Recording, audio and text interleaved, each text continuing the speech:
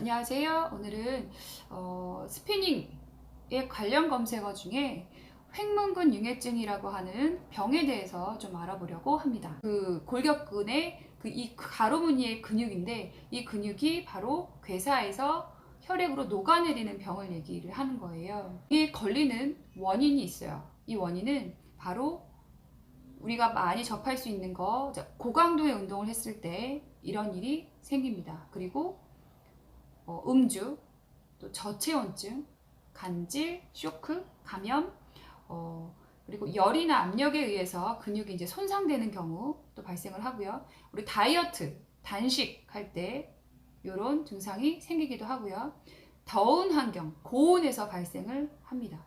이제 쉽게 접할 수 있는 거는 운동을 좀 본인의 체력보다 더 과도하게 해서 근육의 산소 공급이 저하되면서 근육이 파괴되는 경우가 가장 흔한 경우라고 할 수 있겠어요. 트레이닝이 횡문근 융해증과 연관돼서 뜨는 이유는요, 바로 고강도 운동이에요. 그죠? 스피닝은 고강도 운동이에요. 스피닝을 하면 무조건 걸린다가 아니라 고강도 운동이기 때문에 바로 연관 검색어에 검색이 됩니다. 그리고 크로스핏 마찬가지죠. 마라톤, 네, 마찬가지죠. 또 운동 중에 이런 고강도 운동에서 바로 이런 일이 일어날 수도 있는 거예요. 훈련사들한테, 그 부사관이나 장교한테 이런 보고 지시가 있대요.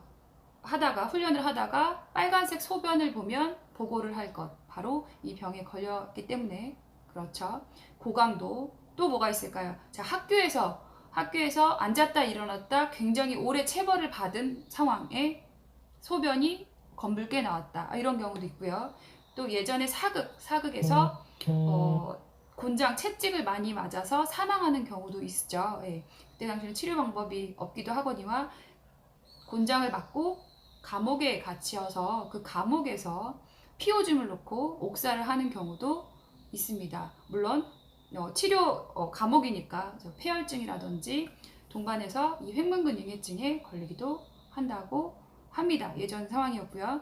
왜 그런 거 있어요. TV에서 예전에 보면은 왜 산에 가는데 산사태가 일어나서 다리나 팔이 이렇게 딱 꼈는데 압력에 의해서 된 경우 얘를 무거운 거를 들려 올리지 않고 잘라내는 경우 있죠. 이 마찬가지로요. 독소화된, 그죠? 혈액을 통해서 독소화된 그 미오글로빈이라고 하는 혈액을 통해서 전파되는 것을 막기 위해서 우리가 절단하는 그런 것도, 그죠? 있어요. 그죠? 이런 것들이 다 횡문근 융해증과 관련된 어떤 사례라고 볼 수 있는데요. 그 중에서 우리가 가장 접할 수 있는 거는 바로 운동에 대한 거죠. 스피닝이 횡문근 융해증과 연결되는 부분. 바로 고강도 운동을 하기 때문에 주의를 하셔야 되는 거예요. 이 근육에서 녹아내린 이 성분이 혈액을 타고 독소로 작용해서 바로 신장에 바로 악영향을 미칩니다. 근육 내에서, 근육세포에서 빠져나온 미오글로빈이라는 것이 혈액 내에 녹으면서 소변색이 변하는 것인데, 심할 경우에는 그 미오글로빈이 그 신장의 필터 역할을 하는 세뇨관을 막아서 투석까지 필요한 그런 급성 신부전증으로 발전이 될 수 있어요. 그래서 굉장히 심각한 병에 걸리실 수가 있어요. 또 혈중 그 세포가 그 근육에서 녹아내린 성분이 칼륨 농도가 이제 높아지면 심장 박동이 이제 불규칙이 혈액 내에 많아지면서 전해질 불균형으로 부종하고 통증이 유발될 수 있습니다. 그래서 증상은요, 바로 부종과 통증과 소변의 색깔입니다.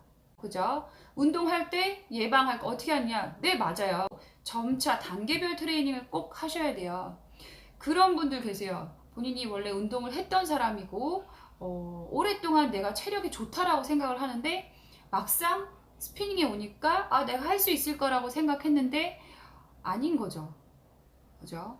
어떤 다른 근육을 쓰게 되는 경우가 생기는 거고 오버트레이닝 하시게 되는 경우가 많아요. 그런 경우. 그 회원님들 중에 다이어트 하신다고 금식하시고 땀복을 입고 오시는 경우가 있었대요. 최근에 그분이 다음날 입원하셨다고 합니다. 네. 굉장히 아까도 말씀드렸듯이 고온의 그런 환경에서 수분 보충 없이 할 경우 이 병이 걸리실 수 있어요. 그리고 강사들도 최근에 지금 8년 이상 된 강사님이 평소에 땀을 많이 흘리시긴 하셨는데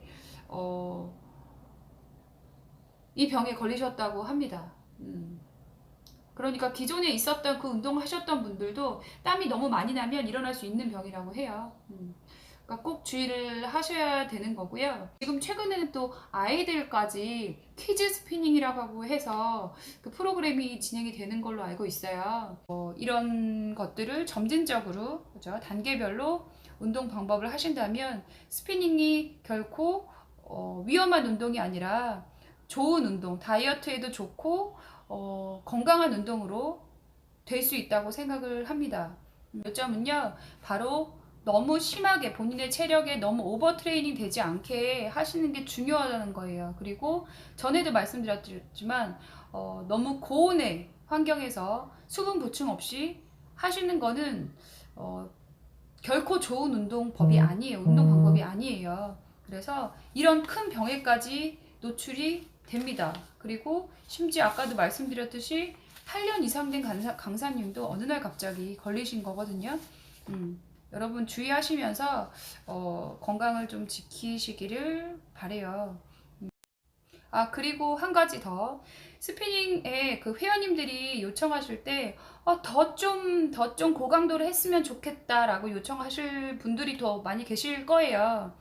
자, 전체적으로 다 함께하는 운동이에요. 그래서 강사님들은 전체적으로 보고 적정한 스피드로 움직이실 거예요.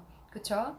그래서 그렇게 조금 더 못 미치게 만약에 운동이 되셨다고 하면요, 꼭 스피닝 룸에서만 그 운동량을 다 채우려고 하지 마세요. 스피닝 하나에서 그 선생님과의 최고강도를 뽑았다고 생각하시고요, 다른 운동을 더 해보세요. 끝나고 웨이트를 더 해보신다든지 요가나 필라테스를 더 추가적으로 해보시는 게 좋을 것 같아요. 그리고 스피닝으로는 이미 최대치를 뽑으셨다고 생각하셔도 됩니다. 이거는 저의 의견이 아니라 어떤 강사님들과의 교류에서 나온 지금 베스트 답인 것 같아요. 예. 그래서 스피닝 이후에 추가적인 보강 운동을 해주시는 것을 추천해드립니다.